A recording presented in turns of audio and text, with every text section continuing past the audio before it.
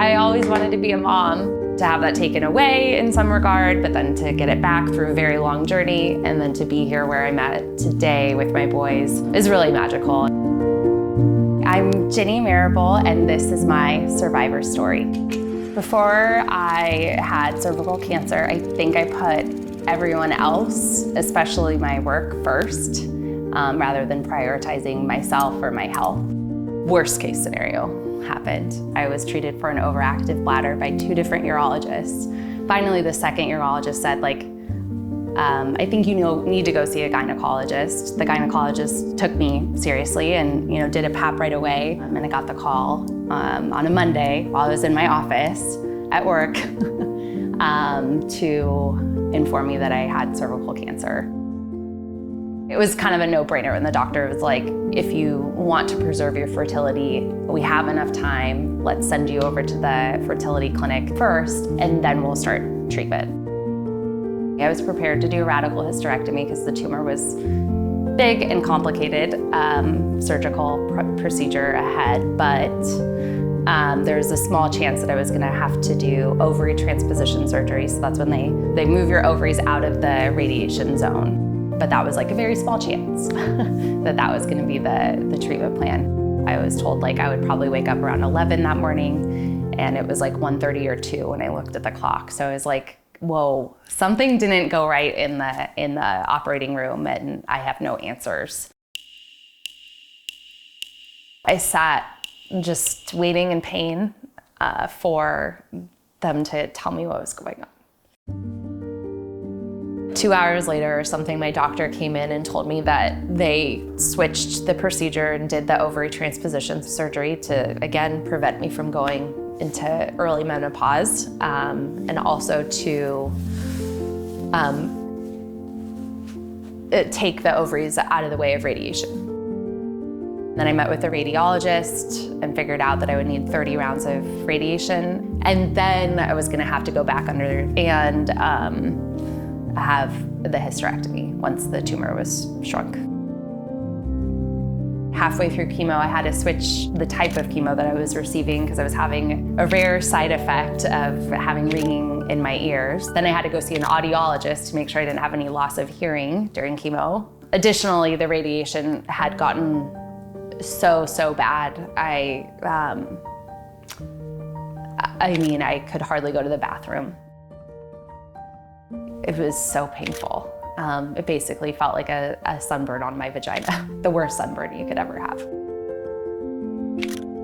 2 months after surgery, 3 months after radiation, we discovered that my vagina had sealed up completely, and that intercourse was no longer an option for us as it existed, which was super traumatizing. It was super painful for me, and then traumatizing for Sean to see me in pain.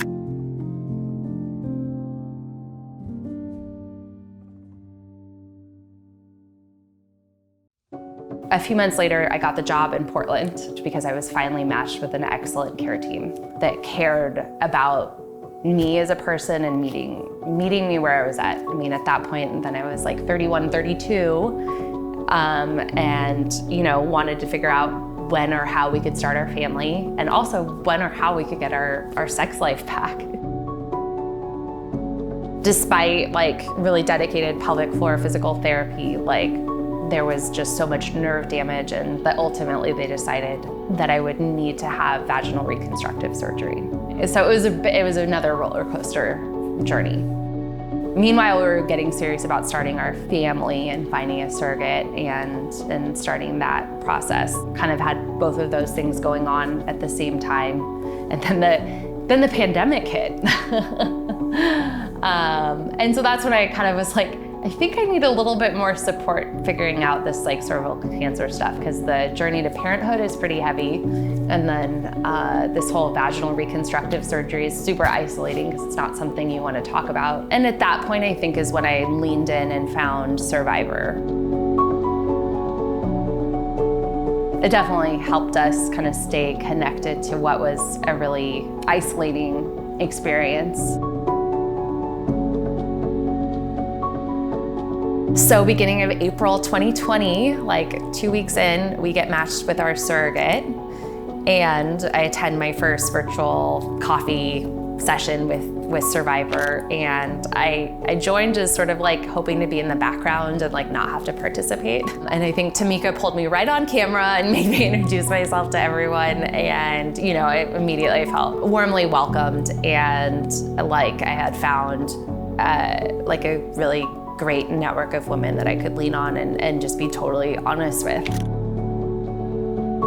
Being a survivor means finding your inner strength and your inner voice and being comfortable with putting yourself out there to an extent, but knowing that there's a very supportive community that will embrace you and help you navigate your journey in your darkest times, like not giving up, that there will be some really bright moments in your future, and trusting that you will get through it and finding your inner strength along the way. But I always say the sun will come out again. I've reprioritized the things that I've got going on in my life so that I don't take early meetings, so I can see them first thing in the morning. And I do make a point of being home every night to tuck them in at night, because those are moments I'm not going to get back. So I do my best to just appreciate it and be in the moment as much as I can, because it's pretty awesome.